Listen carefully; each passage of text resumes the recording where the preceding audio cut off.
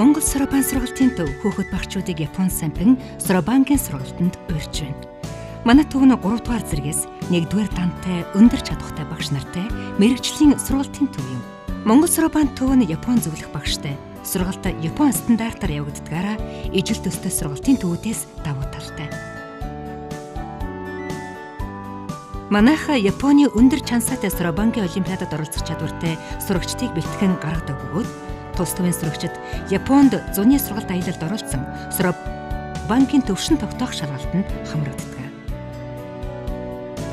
Манай хаяг Улаанбаатар хотын үйлдвэрч нэвлэлийн холбооны байр 104 замын уулзуур 115 дугаар байр. Хятадын элчин сайдын яамны баруун хойд талын GB төвийн салбар 50 дугаар сургуулийн зүүн талын 62 дугаар байр. Эрдэнэт хотын Их Мандал төвийн 1-р давхарт.